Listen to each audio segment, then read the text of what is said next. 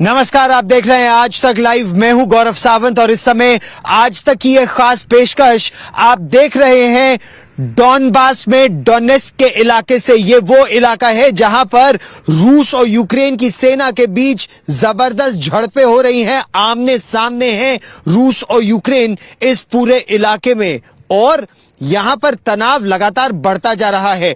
आज तक वो पहला चैनल है जो आपको रूस और यूक्रेन की फ्रंटलाइन से रिपोर्ट करके लाइव रिपोर्ट्स ला रहा है। ये डोनेट्स्क का इलाका है। ये वो इलाका है जिसके एक भाग को लुहांस्क और डोनेट्स्क, वो दो प्रोविंसेस हैं जिसको रूस के राष्ट्रपति व्लादिमीर पुतिन ने अलग देश घोषित कर दिया है। लेकिन वो लगभग 30% इलाका था। 70% इलाका अभी भी यूक्रेन के कंट्रोल में है। और ये इलाका महत्वपूर्ण क्यों है? क्योंकि ये यूक्रेन का इंडस्ट्रियल बेल्ट है। यूक्रेन का इंडस्ट्रियल बेल्ट यानी यहां पर यूक्रेन की स्टील की बहुत बड़ी बड़ी फैक्ट्रीज है, यहां कोयले की खदानें हैं यहां पर।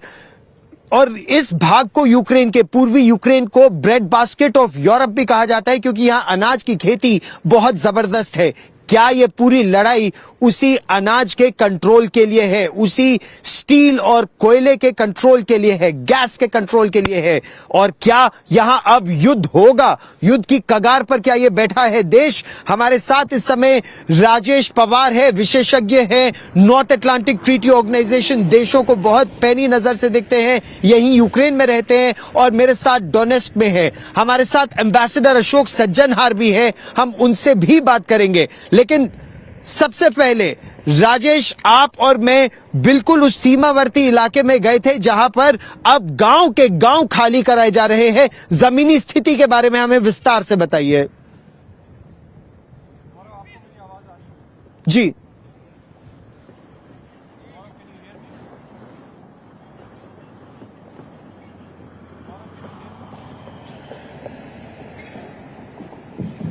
गौरव, मुझे आपकी आवाज नहीं आ रही है।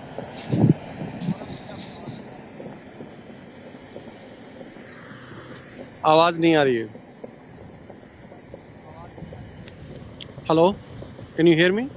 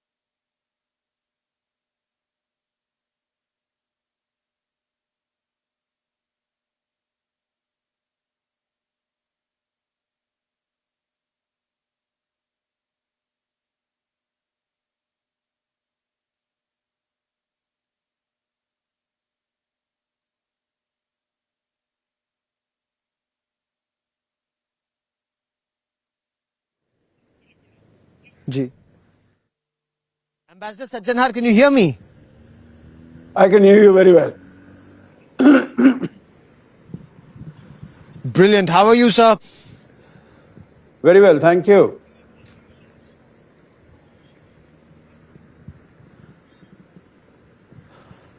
और हम ambassador Ashok Sajjanhar,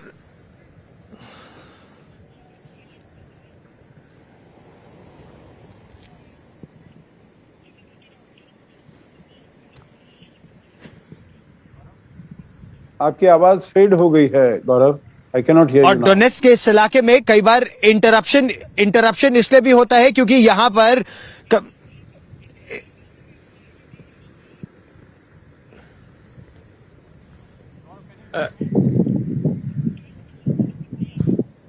The voice is going off and on. Gaurav, briefly आती है आपकी आवाज, फिर चली जाती है, then I lose it completely. Sir, हम लोग असल में इस समय एक सीमावर्ती क्षेत्र में है और सीमावर्ती क्षेत्र में खासा, और मेरे कान में मेरा एको भी लगातार आ रहा है। हम एक बार फिर संपर्क साधने का प्रयास करेंगे। एम्बेसडर अशोक सज्जनहार हमारे साथ है, राजेश पवार हमारे साथ है। हम डोनेस्क के इलाके में है। जैसा मैं अपने दर्शकों को बता रहा था, डोनेस्क का वो इलाका है जिसको रूस के राष्ट्रपति व्लादिमीर पुतिन ने एक इंडिपेंडेंट रिपब्लिक घोषित कर दिया था, लुहांस्क को भी और डोनेस्क को भी। लेकिन वो 30% इलाका है, बाकी जो 70% इलाका है वो अभी भी यूक्रेन के कब्जे में है। और अब प्रश्न ये उठता है, क्या यूक्रेन 30% इलाका रूस से ले पाएगा या रूस 70% इलाका अब यूक्रेन से लेने का प्रयास करेगा? और इसी पर राजेश पवार और एम्बेसडर अशोक सज्जनहार हमारे साथ है। राजेश पवार, जमीनी स्थिति के बारे में हमारे दर्शकों को विस्तार से बताइए। इस समय यहां पर डोनेस्क में क्या चल रहा है? आप मुझे सुन पा रहे हैं गौरव जी जी। ओके, अभी हम लोग यहाँ Gaurav, can you hear me now? हम एक बार राजेश पवार से फिर संपर्क साधने का प्रयास करेंगे। एम्बेसडर अशोक सज्जनहार हमारे साथ जुड़ रहे हैं। एम्बेसडर सज्जनहार, रूस पर प्रतिबंध लगाए गए हैं, लेकिन प्रतिबंध के बावजूद रूस का जो रवैया है वो खासा कड़ा नजर आ रहा है। आपकी दृष्टि में क्या ये प्रतिबंध कारगर साबित हो रहे हैं या फिर अब युद्ध के बादल मंडरा रहे हैं इस पूरे क्षेत्र पर? देखिए, आपने बिल्कुल ठीक कहा है गौरव। जो प्रतिबंध लगा दिए गए हैं, सैंक्शंस लगा दिए गए हैं बहुत देशों के द्वारा, परंतु मुझे तो ये लगता है, मेरा ये विचार है, जो जब रूस ने, राष्ट्रपति पुतिन ने ये वाला निर्णय लिया होगा, जो वो ये कदम उठाने वाले हैं, जो डोनेस्क पीपल रिपब्लिक और लुगांस्क पीपल रिपब्लिक, उनको वो आजाद देश घोषित कर देंगे, तो उन्होंने इन सैंक्शंस को, इन प्रतिबंधों को जरूर फैक्टर इन कर लिया होगा। और देखिए, मैं तो ये कहूंगा, जो अगर पिछले 20-30 साल का इतिहास हम देखें, तो अगर एक देश के ऊपर, जिसके ऊपर सबसे ज्यादा सैंक्शंस लगे हैं, तो वो रूस है। और रूस कैसे इस सैंक्शन से डील करना है उसको बड़ी अच्छी तरह आता है, उसके लोगों को बड़ी अच्छी तरह आता है। सैंक्शंस हमेशा पोरस होते हैं, तो इसीलिए मैं कहूंगा केवल एक सैंक्शन है जिससे उसको ज्यादा नुकसान हानि हो सकती है, वो है नॉर्ड स्ट्रीम 2 का रोकना, उसको कारगर नहीं करना, जिससे कि जो गैस आती है वहां से, रूस से आती है, तो वो गैस को अगर आना, उसको बंद कर दिया जाएगा, तो फिर हालांकि रूस को भी इसका नुकसान उठाना पड़े, यूरोप को भी इसका नुकसान उठाना पड़ेगा, जर्मनी को भी, फ्रांस को भी। जर्मनी करीब 40-50% अपनी गैस रूस से लेता है, तो उनको भी, यूरोप को भी नुकसान उठाना पड़ेगा। परंतु रूस के लिए भी ये बहुत बड़ा नुकसान होगा, क्योंकि उसके, अगर हम देखें तो 2 ऐसे आइटम्स हैं जिसके निर्यात पर वो ज्यादा अपना सर्वाइव करता है। एक तो है मिलिट्री इक्विपमेंट और दूसरा है एनर्जी, गैस। रहिए मेरे साथ एम्बेसडर सज्जनहार। राजेश पवार जी, राजेश पवार के साथ भी हमारे साथ हमारा संपर्क एक बार फिर हमने साधने का प्रयास किया है। राजेश पवार, क्या ये रीजन अब युद्ध के कगार पर है? क्या युद्ध होगा? युद्ध के बादल, काले बादल अब मंडरा रहे हैं, रूस और यूक्रेन की सेनाएं आमने सामने हैं। ओके, अभी हम उत्तर दीजिए। डोनेस्क रीजन में हैं, मारियापोल से लगभग 15 किलोमीटर दूर।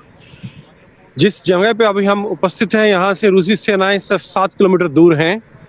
यहाँ सब देखने में बिल्कुल सामान्य लग रहा है, लेकिन ये उस तरह का एक शांति है जो एक तूफान से पहले होती है, ऐसा प्रतीत होता है, क्योंकि चारों तरफ मिलिट्री व्हीकल्स की काफी मूवमेंट है।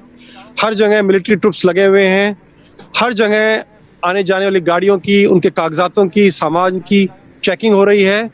तो ऐसा प्रतीत होता है कि यहाँ यूक्रेनियन साइड भी पूरी तरह से तैयार है और वे इस चीज की उम्मीद कर रहे हैं कि शायद उन पर अब कभी भी रूस की तरफ से हमला हो सकता है। गौरव, और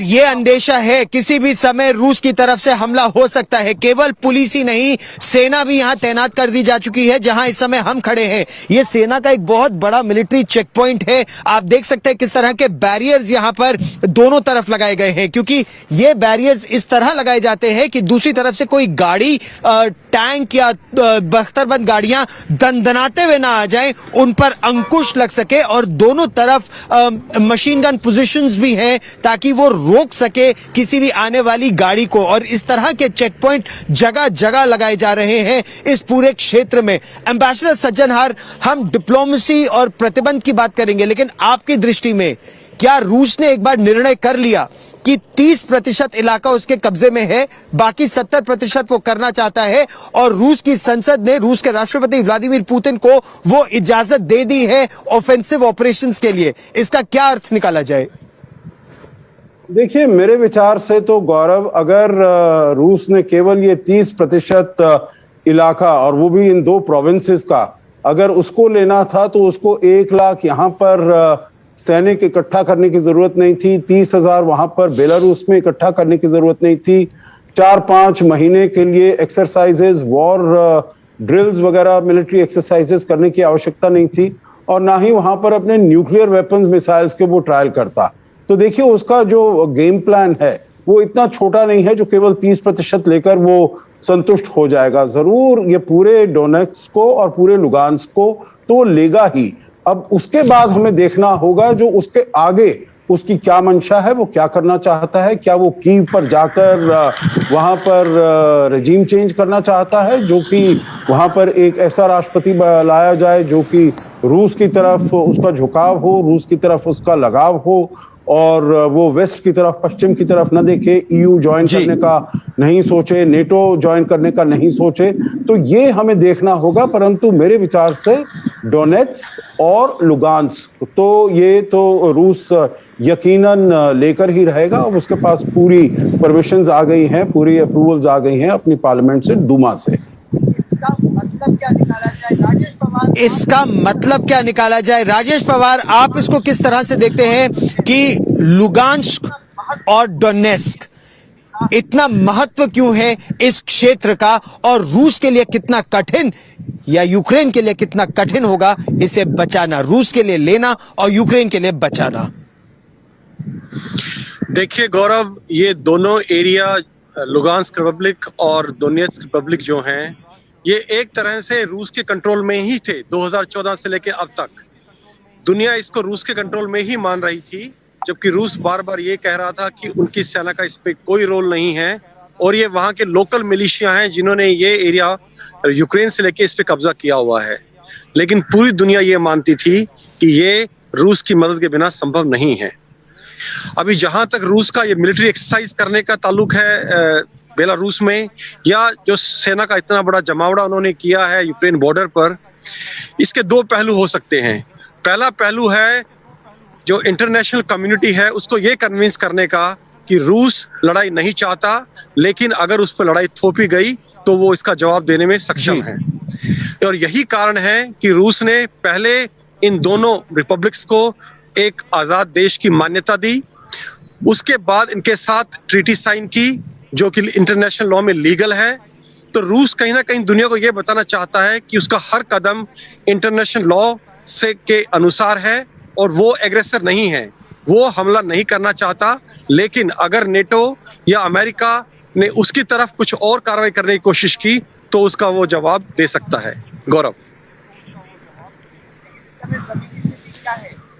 लेकिन इस समय जमीनी स्थिति क्या है? जमीनी स्थिति यह है, हम लोग खार्किव यानी पूर्वी यूक्रेन के बॉर्डर पर थे, वहां पर बड़ी संख्या में जमावड़ा रूस की तरफ से देखा जा रहा था। हम लोग इस समय डोनेट्स्क के इलाके में हैं एम्बेसडर सज्जनहार, और यहां पर भी खबर यही है कि 100 बख्तरबंद गाड़ियां, ट्रक और युद्ध का सामान रूस ने उसको इजाजत दे दी है इस इलाके में आने की। हालांकि अभी वही वो इंडिपेंडेंट रिपब्लिक ऑफ डोनेट्स्क में और लुहांस्क में वो सेनाएं हैं, उनके लिए कितना कठिन होगा इस क्षेत्र को, और क्या वो केवल डोनेट्स्क और लुहांस्क के लिए ये कर रहा है, या फिर उसका प्रयास पूरा खार्किव या फिर बेलारूस की तरफ से महज 90 मील की दूरी पर है यूक्रेन की राजधानी कीव, वहां पर आए और सत्ता परिवर्तन करे, या बिना आए सत्ता परिवर्तन उनका लक्ष्य है?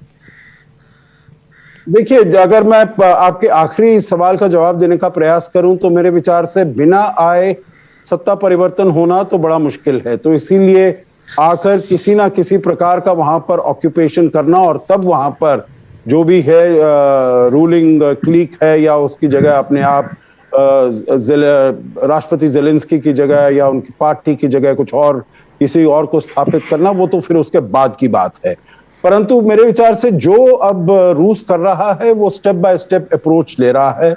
तो अभी उसने जो कि ये रिबेल और रशिया सपोर्टेड सेपरेटिस्ट थे, उनको जो टेरिटरी है उसको उसने अभी वो दिया है, इंडिपेंडेंस दी है। परंतु जैसे मैंने कहा, वो पूरे ही इन प्रोविंसेस को अपने कंट्रोल में लाने का प्रयास करेगा। देखिए, मैं ये नहीं समझता हूं, जितना भी प्रयास कर ले रूस और राष्ट्रपति पुतिन ये प्रयास कर ले जो भाई हमने इंटरनेशनल लॉ को नहीं वायलेट किया है, सबसे पहले यूनाइटेड नेशंस के एक मेंबर को आपने उसका टेरिटोरियल इंटेग्रिटी और सॉवरेनिटी खत्म कर दिया है, उसको वायलेट किया है। That is the biggest violation of international law and no less person than the UN secretary general himself has said. अगर आप देखें, जो यूएन सिक्योरिटी काउंसिल की जो मीटिंग हुई थी, उसमें जो यूएन एसजी की रिप्रेजेंटेटिव थी, उन्होंने कहा this is a violation of the UN charter. तो ये कहना जो भाई वो इंटरनेशनल लॉ को फॉलो कर रहा है, मैं उसको बिल्कुल नहीं बाय करता हूं। वो तो बिल्कुल उसने एकदम अंतर्राष्ट्रीय कानून की धज्जियां उड़ाकर उसने फेंक दी हैं, ये अटैक करके, ये उनको रिकॉग्नाइज करके। और जैसे राष्ट्रपति अंतर्राष्ट्रीय कानून, और ये बात अमेरिका भी कह चुका है, अमेरिका भी ये कह चुका है कि मिन्स्क अग्रीमेंट भी उसने पूरी तरह से तहस नहस कर दिया, तार तार कर दिया। लेकिन यहां डिप्लोमेसी से ज्यादा क्या रूस बल प्रयोग से, शक्ति प्रदर्शन से यहां पर सत्ता परिवर्तन के पक्ष में है? क्या रूस केवल सत्ता परिवर्तन इस तरह से करना चाहता है? राजेश पवार, आपसे हम ये जानना चाहेंगे, क्या बेलारूस के जरिए कीव पहुंचने की रणनीति है या वो केवल डराने के लिए है? यहां पर हम ब्लैक सी रीजन में भी रशियन फ्लोटिला की बात सुन रहे हैं कि रूस की पनडुब्बियां और लड़ाकू जहाज इस पूरे क्षेत्र में बड़ी संख्या में तैनात है, या फिर जिस तरह से हमारी बात हो रही थी कि वो एयरबोर्न फोर्सेस का भी इस्तेमाल कर सकता है, क्योंकि दुनिया की कोई और ताकत ऐसा लग नहीं रहा है कि यूक्रेन के बचाव में उतरेंगे। देखिए गौरव, ये तो तय है कि कोई भी दूसरा मुल्क अपनी फौज यूक्रेन की मदद के लिए नहीं उतारेगा। यूक्रेन को अपनी रक्षा खुद करनी पड़ेगी। उनको मैक्सिमम जो सपोर्ट मिल सकता है नेटो या अमेरिका से, वो मिल सकता है, हथियारों की खेप की तरह या फिर किसी तरह का इकोनॉमिक सपोर्ट, पर किसी भी तरह से कोई फौज किसी और मुल्क की यूक्रेन में नहीं आएगी, नंबर 1। नंबर 2, जहां तक रूस का यूक्रेन के ऊपर हमला करने का सवाल है, वो रूस किसी भी दिशा से कर सकता है। नॉर्थ में बेलारूस से, ईस्ट में डोनबास से या रशियन टेरिटरी से, और साउथ में क्रीमिया से। इसके अलावा जैसे कल हम बात कर रहे थे, एक पॉसिबिलिटी जो रूस के पास अवेलेबल है वो है उसकी एयरबोर्न फोर्सेस, क्योंकि बहुत से लोग हैं यूक्रेन के अंदर जिनकी सिंपैथीज रूस की तरफ है, और अगर एयरबोर्न फोर्सेस यूक्रेन के अंदर वो उतारता है तो यहाँ एक तरह का क्योस मच जाएगा, और उस हालात में सत्ता को हथियाना रूस के लिए या अपनी मनपसंद यहाँ सरकार बनाना बहुत आसान हो जाएगा, और उसके लिए उसको पूरे यूक्रेन के ऊपर अधिकार करना या किसी भी तरह से और टेरिटोरियल एक्सपेंशन करने की जरूरत भी नहीं पड़ेगी। गौरव, और ऐसी परिस्थिति में दुनिया कर भी क्या सकती है एम्बेसडर सज्जनहार? जिस तरह के अंकुश लगाने थे, जिस तरह के प्रतिबंध लगाने थे, वो प्रतिबंध तो जैसे नॉर्थ स्ट्रीम 2 को रोककर गैस सप्लाई को सर्टिफाई नहीं कर रहे हैं, गैस पाइपलाइन को, जर्मनी के चांसलर शोल्ज जिस तरह के प्रतिबंध यूरोप को लगाने थे, नेटो को लगाने थे, अमेरिका को लगाने थे, वो उन्होंने लगा दिए। इसका तो तोड़ रूस के पास है। ये सारा गैस सप्लाई और जो कुछ वो चाहता है, क्या चीन को वो देकर और चीन की एनर्जी नीड्स को सेटिस्फाई करके क्या वो पैसे भी कमा सकता है और इसको तोड़ भी सकता है प्रतिबंध को? आप ठीक कह रहे हैं गौरव, क्योंकि देखिए, इससे अगर जितनी अनसर्टेनिटी बढ़ेगी, यहाँ पर जितनी अनिश्चितता बढ़ेगी, उतना ही ये एनर्जी के प्राइसेस और ज्यादा राइज होंगे। हमने देखा है जो ऑयल के प्राइसेस, क्रूड ब्रेंट के अभी 7-8 साल में सबसे ज्यादा ऊपर हो गए हैं और बिल्कुल $100 पर बैरल टच करने वाले हैं। गैस के प्राइसेस भी बहुत ऊपर हो रहे हैं, और जैसे मैं पहले कह रहा था, रूस के पास तो है ही एनर्जी, तो उसके पास तो है, ऊर्जा का निर्यात वो करता है, और उस जितने प्राइसेस राइज करेंगे उसको फायदा है उसको। और इसका खाली ये है जो वो उसका जो भेजने का तरीका है, मतलब इतना सिंपल नहीं है जो अगर यूरोप नहीं ले रहा है तो वो चीन को दे देगा, क्योंकि वो इस सब के लिए, चाहे ऑयल के लिए हो या गैस के लिए हो, इन सब के लिए पाइपलाइंस की जरूरत होती है। और पाइपलाइंस ऐसा नहीं है जो आज अगर आपने निर्णय लिया तो कल बन जाएगी या एक साल में बन जाएगी, इसमें काफी समय लगता है। तो इसीलिए अभी जब राष्ट्रपति पुतिन वहां पर गए थे, बीजिंग गए थे, तो तब भी उन्होंने डिसाइड किया था जो $117 बिलियन का वो वहां पर गैस उनको प्रोवाइड करेंगे। 2014 के बाद आपको याद है उन्होंने ये एक अग्रीमेंट की थी जो $400 बिलियन का वहां पर वो सप्लाई करेंगे गैस चीन को अगले 25 साल के अंदर अंदर। तो इसीलिए चीन तो उनसे बहुत कुछ सामान, बहुत ही ऊर्जा बहुत मात्रा में ले रहा है। तो इसीलिए जो यहां पर भेजा जाता है यूरोप में, ये कितनी मात्रा में ये चीन को और सप्लाई कर पाएंगे in the near term, medium term में तो शायद और ज्यादा हो जाए, पर नियर टर्म में थोड़ा उनके ऊपर ये प्रभाव यकीनन पड़ सकता है।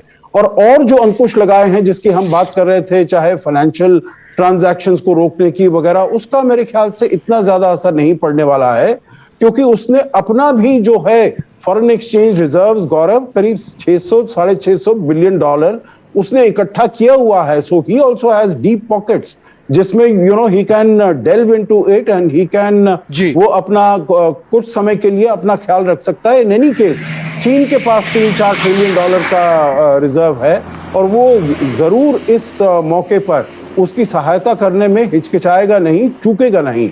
खाली मैं ये कहना चाहूंगा जो इसके बाद अगर कुछ होता है तो जैसे राष्ट्रपति बाइडेन ने किया है, जो हमारे पास और भी सीवियर सैंक्शंस हैं, जैसे अगर वो उसका स्विफ्ट ट्रांजैक्शंस रोक दे जिससे कि एक्सटर्नल ट्रेड पर, फॉरेन ट्रेड पर उसके एक अंकुश लग जाती है, उससे थोड़ा नुकसान हो सकता है। और दूसरा, अगर टेक्नोलॉजी पर, एक्सपोर्ट्स पर रूस में अगर वो प्रतिबंध लगाएं तो उससे भी उसका नुकसान हो सकता है।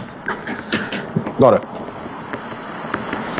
लेकिन नियर फ्यूचर की अगर हम बात कर रहे हैं, आपने बिल्कुल सही कहा, टेक्नोलॉजी ट्रांसफर पर अगर अंकुश लगा तो इस पर एक बड़ा प्रभाव पड़ेगा। भारत जो मिसाइलें खरीद रहा है, एंटी मिसाइल सिस्टम रूस से खरीद रहा है, अगर प्रतिबंध असल मायने में लगा तो इससे भारत को भी इस पर असर पड़ सकता है। लेकिन यहां की अगर बात करें राजेश जी, जमीनी स्थिति की इस समय हम बात करें तो जमीनी स्थिति पर तनाव क्या दिन पर दिन बढ़ रहा है? सीमावर्ती इलाकों में आप और मैं कई गांवों में गए, गांव के गांव खाली होते जा रहे हैं, लोग या मारियोपोल या कीव की तरफ बढ़ रहे हैं।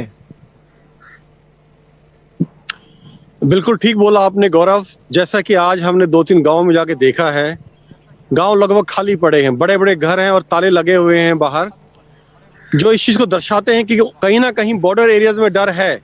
बॉर्डर एरियाज के लोग, चाहे गवर्नमेंट कितनी भी एश्योरेंस देती रहे, उनको ये डर है कि रूस का हमला कभी भी हो सकता है, और अगर हमला हुआ तो उनकी जान माल सब खतरे में पड़ सकती है। तो काफी लोग, खासकर जो धनी लोग हैं, इन इलाकों से छोड़ के बड़े शहरों में या कीव की तरफ चले गए हैं।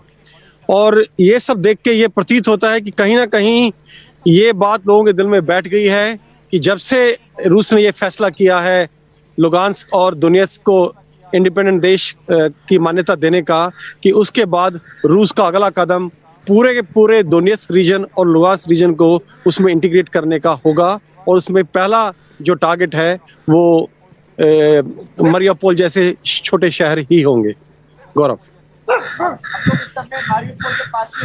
हम लोग इस समय मारियोपोल के पास ही एक मिलिट्री चेक पॉइंट पर खड़े भी हैं। ये डोनेट्स्क इलाका है, डॉनबास ये रीजन है जहां पर इस समय ये जबरदस्त तनाव है। क्या ये एम्बेसडर सज्जनहार आपका भी आकलन है कि आज नहीं तो कल बातचीत के जरिए नहीं, रूस बल प्रदर्शन से इस पूरे क्षेत्र पर अपना वर्चस्व स्थापित करेगा? और क्या ये लड़ाई एक तरह से अगर बात की जाए तो भाषा की तो है, रूसी भाषा की, रूसी संवाद की, लेकिन उससे ज्यादा क्या ये गैस और कोयला और स्टील की भी लड़ाई है?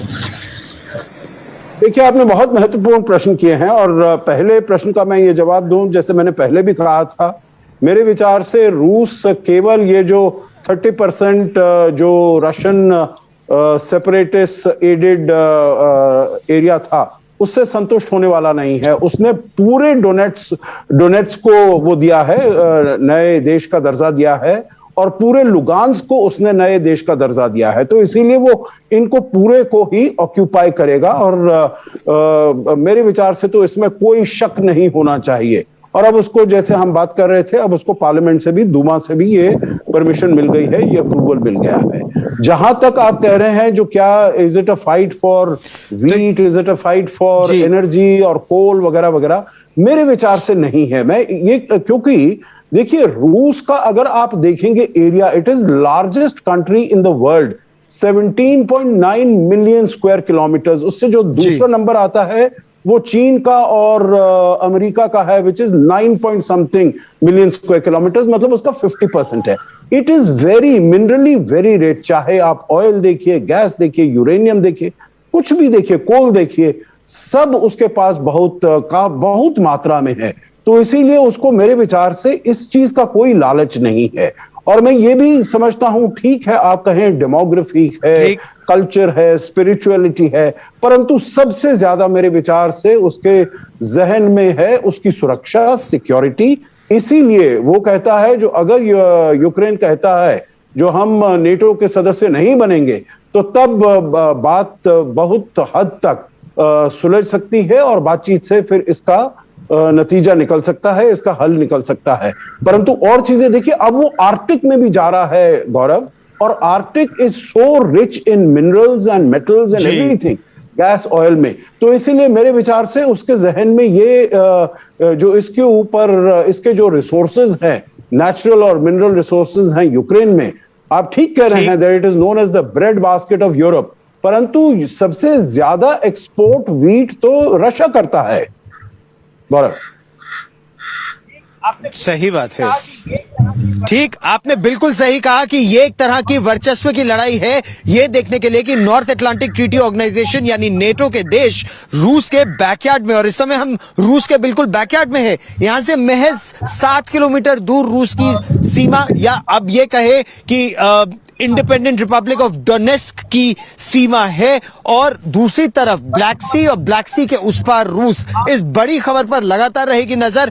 आप हमारे साथ जुड़े इस विशेष चर्चा में राजेश पवार डोनेस्क पूर्वी यूक्रेन से, और एम्बेसडर अशोक सज्जनहार राजधानी दिल्ली से हमारे साथ जुड़ने के लिए बहुत बहुत धन्यवाद। आज तक में हमारी खास पेशकश में फिलहाल इतना ही। डोनेस्क से कैमरामैन पवन कुमार और मुझे गौरव सावंत को दीजिए इजाजत। देश और दुनिया की ताजा खबरों के लिए देखते रहिए आज तक।